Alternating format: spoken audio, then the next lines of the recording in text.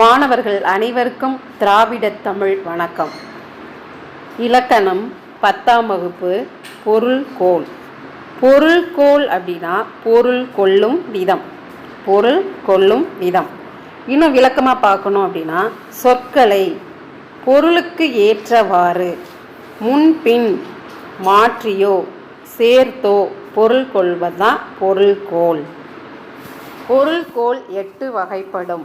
அவை ஆற்றுநீர் பொருள்கோள், நிரல் நிறை பொருள்கோள், கொண்டு கூட்டு பொருள்கோள், மொழிமாற்று பொருள்கோள், விற்பூட்டு பொருள்கோள், தாப்பிசை பொருள்கோள், அலைமறி பாப்பு பொருள்கோள், அடிமறி மாற்று பொருள்கோள் என பொருள்கோள் 8 வகைப்படும்.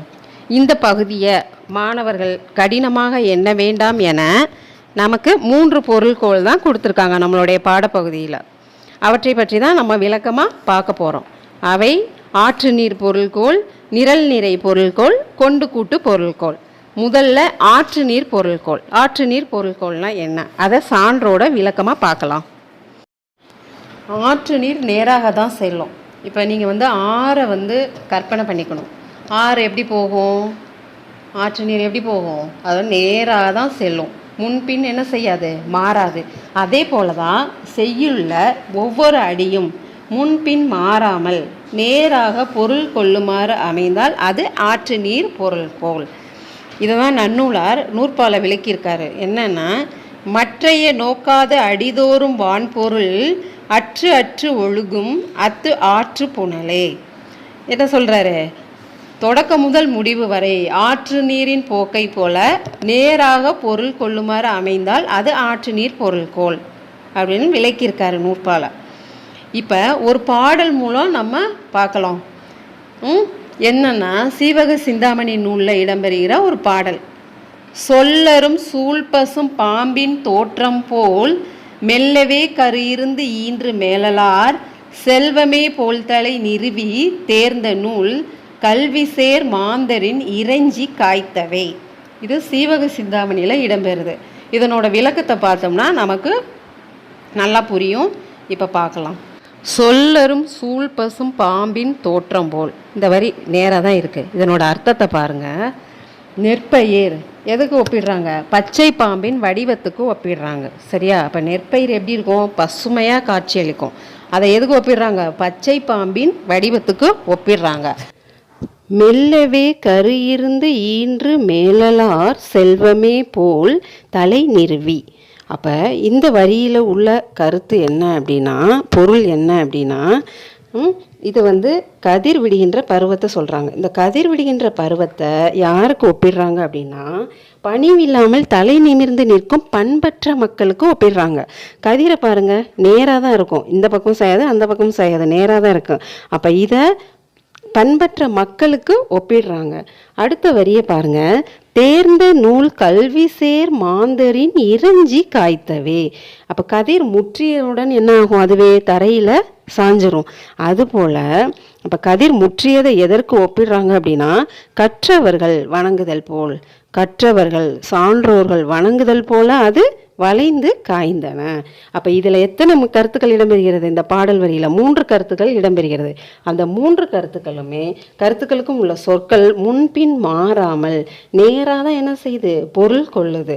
அப்போ சீவக சிந்தாமணியில் உள்ள இந்த பாடல் வரி நமக்கு ஆற்று நீர் பொருள்கோளுக்கு பொருத்தமாக இருக்கா இல்லையா? இருக்கு. அப்போ ஆற்று நீர் பொருள்கோள்லாம் என்னது?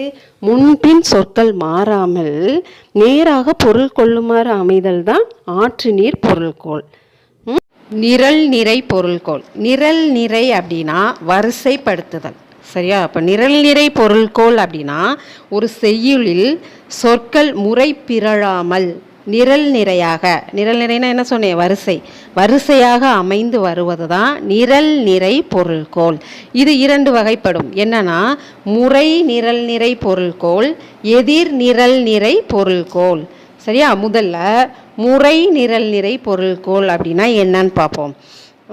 செய்யுளில் எழுவாயாக அமையும் பெயர் சொல்லோ அல்லது வினை சொற்களோ வரிசையாக நிறுத்தி அவற்றை ஏற்கும் பயனிலைகளை அவ்வரிசைப்படியே நிறுத்தி பொருள் கொள்ளும் முறை தான் நிரல் நிறை பொருள்கோள். இப்போ அதுக்கு சான்று பாருங்கள்.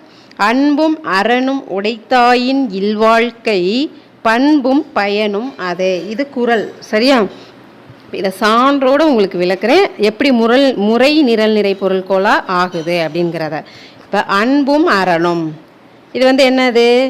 செய்யுள்ள எழுவாயாக அமையும் பெயர் சொற்கள். சரியா? பெயரோ வினையோ என்ன இருக்குது? எழுவாயாக அமைந்திருக்கு. இது எங்கே இருக்குது? முதல் வரிசையில் இருக்குது. அதற்கு அடுத்து அவற்றை ஏற்கும் பயனிலைகளை பாருங்கள், அடுத்த வரிசையில் இருக்குது. எது?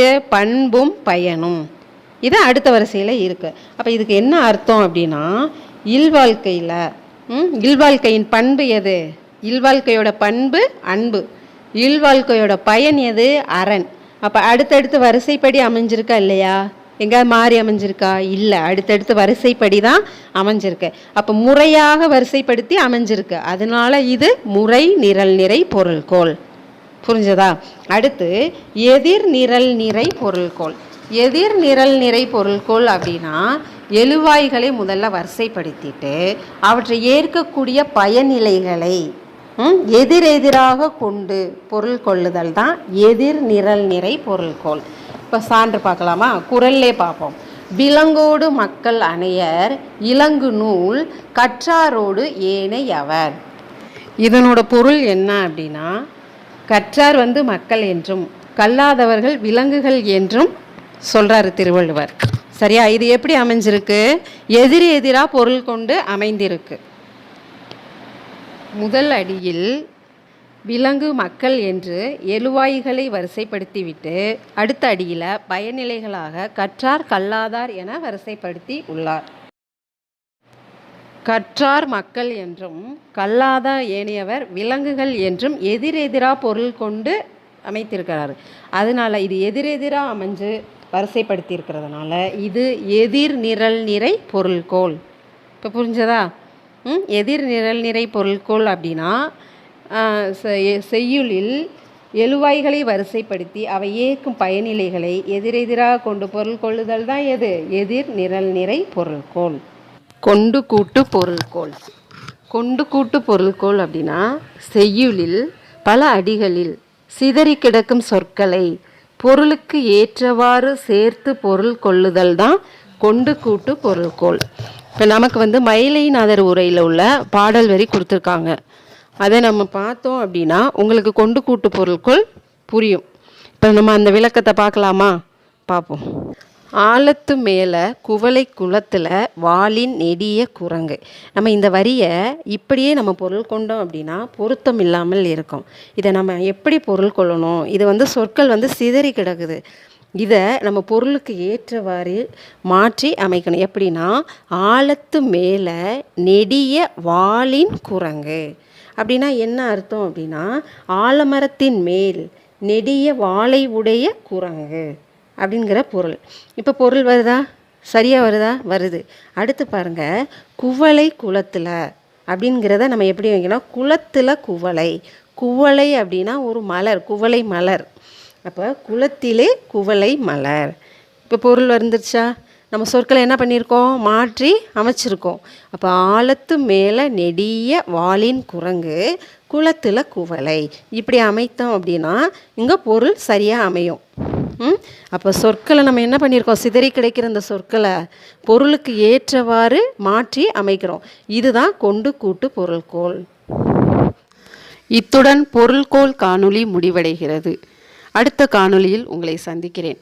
நான் தொடர்ந்து போடும் காணொளியை பாருங்கள், பதிவு செய்யுங்கள், உங்கள் விருப்பங்களை தெரிவியுங்கள் மற்றும் நண்பர்களுக்கு பகிருங்கள். நன்றி.